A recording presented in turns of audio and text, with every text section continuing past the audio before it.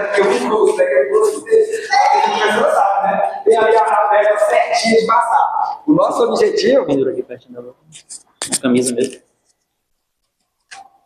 O nosso objetivo aqui é que os irmãos aprendam a palavra, que os irmãos absorvam o máximo. Ok, Marquinhos? Pode começar? Pode. Está sendo transmitido em qual? Ah, tá só gravando mesmo. Não, tranquilo, a gente só grava, depois a gente lança. Tá bom. Então vamos lá, nós já oramos então vamos começar.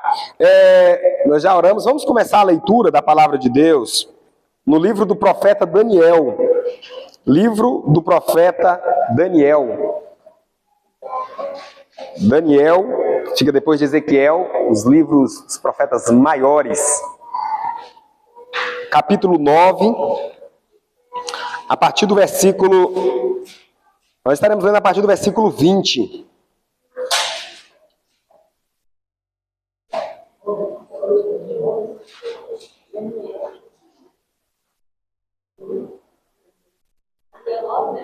Daniel, capítulo 9, a partir do versículo de número 20.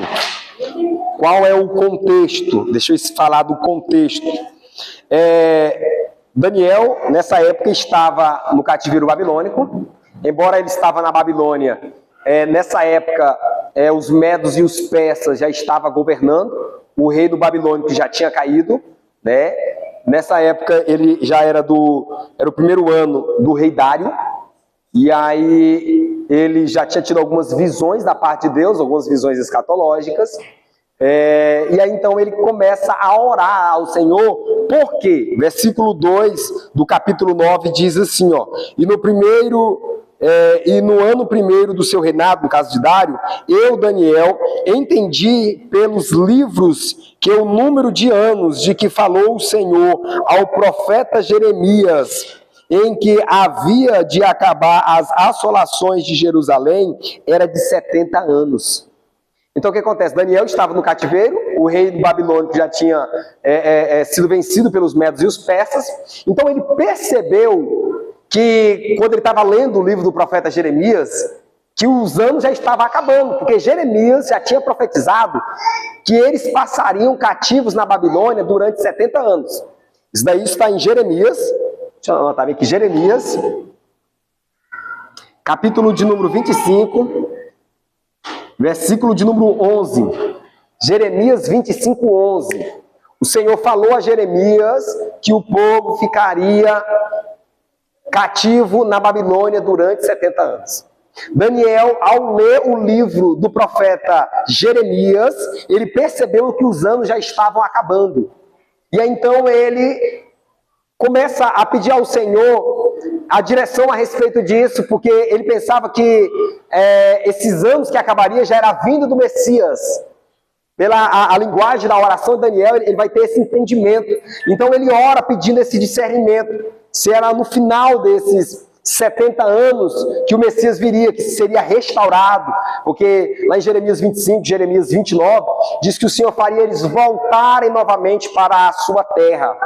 Aí acontece que, quando Daniel está orando, então ele vai pedindo perdão pelos seus pecados, o pecado do seu povo. Por quê? Porque de acordo com Levíticos, capítulo de número 25, versículo 3 ao 5, e também ali em Levíticos, capítulo de número 26, Deuteronômio 30, ali estava o relato dos pecados que, se o povo cometesse, Deus os levaria cativos. E aí então Daniel percebeu que já estava acabando. Certo? E aí então ele começa a orar e pede resposta ao Senhor, e Deus então responde. Vamos lá, Daniel, todos encontraram, né? Daniel capítulo 9, versículo 20.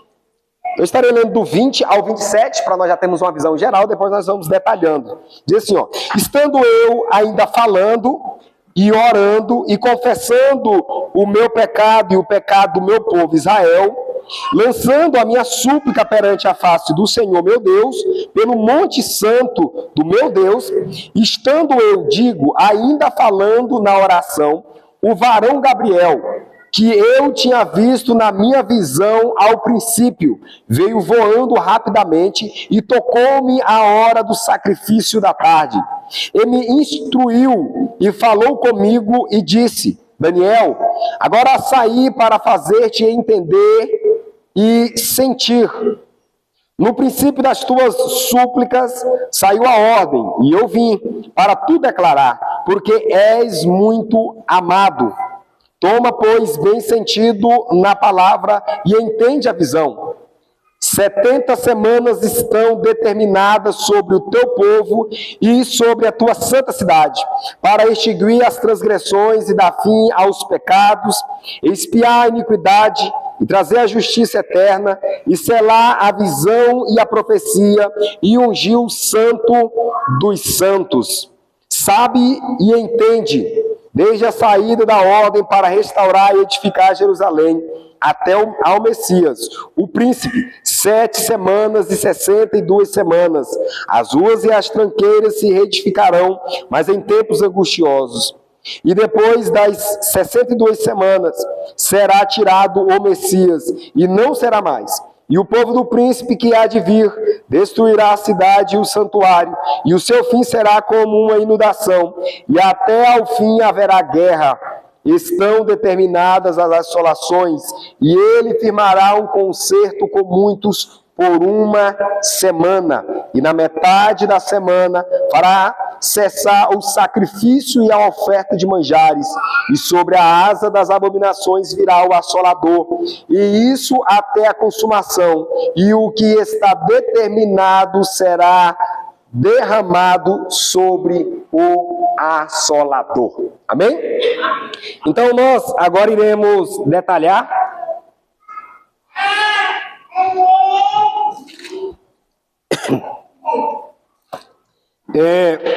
versículo 20, nós já estávamos falando antes, né? Sobre a oração de Daniel. Ele estava orando, e quando ele estava orando e confessando os pecados dele e do povo, porque ele sabia que os 70 anos estavam acabando, e aí então o versículo 21 vem dizendo que o varão, ou o homem Gabriel, veio voando. Esse homem aí não é um ser humano normal, isso daí é Gabriel, né? Um dos 7 anjos que assiste diante de Deus lá no seu trono. Isso daí é um anjo Gabriel. E ele sempre vem falando com Daniel. Nós vamos ver isso também no próximo capítulo, capítulo 10. E quem é que fala com Maria a respeito de Cristo? É o anjo Gabriel. Quem é que fala com Isabel? É o anjo Gabriel. Então nós sempre iremos ver esses pontos de Gabriel estar falando, principalmente quando se fala em uma mudança a respeito da nação de Israel. Uma direção nova que Deus está dando ao povo, para que o povo venha visibilizar a mudança que Deus está trazendo. Normalmente, então, é Gabriel que vem trazer essas ordens. E observe que ele vem dizendo que Gabriel veio no princípio da oração dele, ou seja, assim que ele começou a orar, Deus já enviou Gabriel. Aí ele vem dizendo assim, ó, versículo de número 23, e me instruiu e falou comigo e disse: Daniel, agora saí para fazer-te entender e o sentido. Aí ele vem dizendo, ó, no princípio das tuas súplicas saiu a ordem, e eu vim para tu declarar, porque és muito amado. Né? Daniel é o único homem na Bíblia que ele é chamado de muito amado. 3 vezes no livro de Daniel ele é chamado de muito amado. Né? Normalmente Deus ele trabalha e rotula os seus servos. Por exemplo, apenas Eliseu é chamado de santo homem de Deus. Cada um tem a sua característica, a maneira que Deus trata. Seguindo, ele vem dizendo assim, ó, toma, pois, bem sentido na palavra e entende a visão. Aí versículo 24 é onde começa o desenrolar da profecia. Vamos lá. Ele diz assim, ó, 70 semanas estão determinadas sobre quem? O teu povo. Detalhe, quem é o povo de Daniel? O judeu. A nação de Israel é o povo de Daniel. É para nós a igreja? Não. Ah, mas nós somos o Israel de Deus.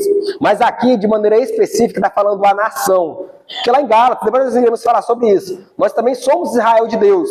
Mas nós somos Israel de Deus conforme a fé de Abraão.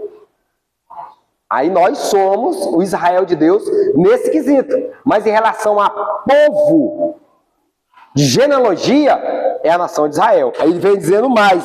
E sobre a tua santa cidade. Qual era a cidade, Daniel? Jerusalém. Então, toda a 70 semana, ela é baseada e específica para o povo de Israel e para a cidade de Jerusalém.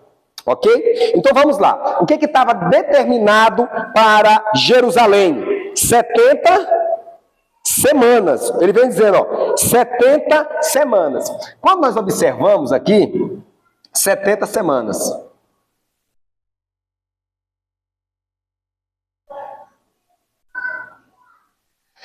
No hebraico, esse semanas aqui, ó, é 7. Então são 77. Aí você pensa, mas 77 de quê? Ou seja, esses 70 semanas são semanas de ano, certo? Porque Deus, ele trabalha em ciclos de 7. Todo 7 na Bíblia é sábado. Então Deus trabalha com ciclos de 7. Por que a nação de Israel, os judeus, passaram 70 semanas lá no cativeiro babilônico? Porque Deus foi juntando os sábados que eles não estavam guardando, porque os judeus, eles têm 3 tipos de sábado. A lei, na lei mosaica, tem 3 tipos de sábado, nós não seguimos elas. Tem a lei como o sábado como dia, o sábado como ano, isso está em Êxodo 23, 10 ao 12. Existe o sábado como jubileu, Levíticos 25, 8. Então, existem esses 3 tipos de sábado. Então, sábado como ano, eles não estavam guardando. Isso desde quando eles entraram na terra. Então, o que aconteceu? Deus foi acumulando os sábados que eles não estavam guardando e, de repente, Deus traz na conta de uma vez só. Você fala assim, vocês não estavam deixando a terra descansar, então agora eu vou fazer a terra descansar de uma única vez. Então, quando Deus tira o povo da terra, porque Deus já tinha falado, se eles entrassem em idolatria, se contaminassem com aquele povo, Deus iria castigá-los e levá-los cativos. E por que 70 anos? Por causa do sábado que eles não tinham cumprido. Certo? Vamos ver isso na Bíblia?